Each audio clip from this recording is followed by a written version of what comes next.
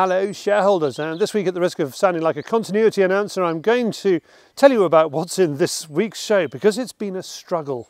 I went up to near Bristol to see our editor Andy, who's been working with Tim Pilbeam to get a series on Argentina made, part of Tim's Rucksack and Rifle series, and here they discuss what went wrong. How long have you been working on this? Months. What? Is that what your bill's going to reflect? Yeah, absolutely. That's what my bank manager says.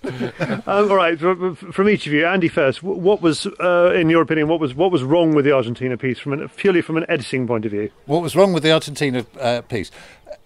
That's quite negative. It's negative. I know. Well, one of the first rules of working in television is you don't stitch up your colleagues. So the person involved in the camera work did a fantastic job, obviously. But there was a couple of little things which maybe could be better for the next time, I think is how we politely put that. Tim, will you be more brutal, or are you going to be just as polite? I'll be probably more brutal. No, we spent 2 weeks in Argentina, and it's just the way things happen. Is unfortunately the audio was slightly wrong. I suppose it was just wrong. It's just unfortunately we had the wrong settings on the camera, and we didn't spot it, so we just had some problems with the audio. It was basically it was more than an Amsterdam shoot. We'll be changing some of the lines. Is this for Facebook or for broadcast? Shall we start again? It's so for Netflix. No, I think we 2 weeks of filming in Argentina, and unfortunately we just had a problem with the sound, a technical issue. Yeah, it was a technical problem. May well be a schoolboy error, but actually we had a slight technical problem with the sound. In other words, it was less than usable. Yeah. Right, your sound. This is like. Sorry, Lee. Can I just got to record a bit of sound, mate. That's all right. Don't worry. No, mate. But your timing is immaculate. Yeah, it was brilliant. We were just talking about the quality of sound. No, don't worry. I've had a request from a shareholder to start promoting fibre wad cartridges. Now, plastic wads may not make a great deal of difference to the enormous amount of rubbish we dump on the planet every day, but they are very visible when you're out in the countryside. And so we have come up with a plan for this. We've made Crow the leader of the fibre wad charge and Roy the head of the non-toxic bullet revolution, and I hope you'll enjoy tomorrow night's outing by Crow when he gets to talk about the issue. I recorded a lengthy piece with him the other day, but the sponsor said it wasn't directed enough, so we had to drop it. And that's one of my helpers just going past. We will start to get this message through. Now, what's everybody else been up to this week? Well, Meredith's been dodging malaria at her home in northern Kenya. Hi Charlie, I'm joined by some hippos who are just upstream behind me this week, and I'm on Old Bajeta Conservancy, which is in northern Kenya. For Fieldsports, I'm going to be looking at the shop and seeing how we can best integrate that across our social media platforms, so selling through Instagram, Facebook and the website.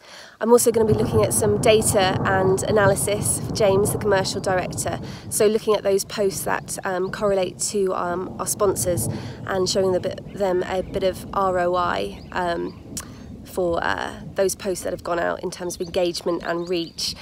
This is also the first rains here in Nanuki of the season, which is fantastic because we've been in the midst of drought for a while now. And I will get back to you next week, and it will probably be even more rainy than this. Aaron is editing and this week recording news out in the Forest of Dean. Hi shareholders, Aaron here. I'm out in this wet wild wood with my dogs. We're doing the Fieldsports Channel News because David is off out sunning his Balearics. Oh wait, I got that story wrong. David is out sunning himself in the Balearics. That's what.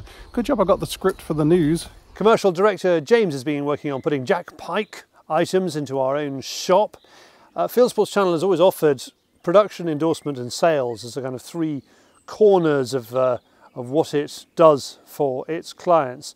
The fourth corner, which we've not managed to crack yet, is sales, and I'm hoping that by enhancing the shop we're on the right path to provide sales for our clients, because you have to be careful there. You don't want to bump into their existing retailer networks or anything like that. And David is of course on holiday. He said he was going to go alligator hunting, and he sent us this, a fine example of Welsh blue there. I went to Paris last week to meet the leading lights of the Société de Venerie, which is the main French hunting with hounds organisation. Last week was a good week in Paris because the French Senate passed a bill slapping a €32,000 fine plus a year in prison for anybody who goes hunt saboteuring. That's a great news story for us. We had the first on that. And of course, it's made everybody all around the world look at their own hunting organisations and ask, well, why can't we have that? But all is not well in France. I also recorded an interview about the news that an MP introduced a bill to make trees, to give trees the same rights as animals. Basically, trees are sentient, says this MP. And here's what the Secretary-General of the Société de Vénerie has to say about that. Well, this is a general trend, you know, of this new vision of nature, which you have the same in the UK, I know, where after having given right or wanted to give right to animals, but now we're talking about trees' right. And this member of the parliament, to whom you're making reference to, seriously proposed a piece of legislation yesterday by which trees should be granted with rights. It looks absolutely crazy. It will never go further. It will never happen. But still, bearing in mind or knowing that a member of the French Parliament is able to put such a silly piece of legislation that gives you the exact picture where we're living in now. And finally, you always see the items in our show that work. You don't see the ones that don't. Last week I had the new Blaser K95 Carbon out to try for a very short time, and I wanted to take it out after deer.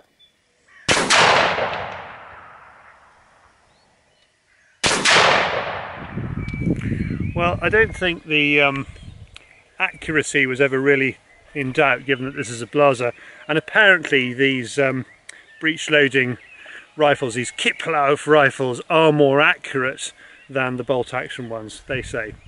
But there are really three reasons why I like this.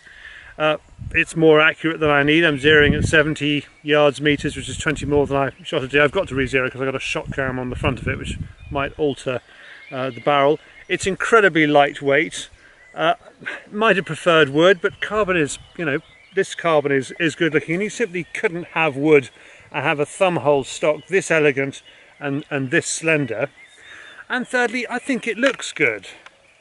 You know, if I were wandering around my forest on the continent carrying a rifle looking like this, I mean, somebody give me a title.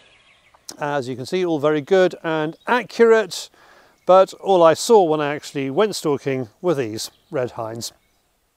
So you won't be seeing that package, but I will be seeing you next week.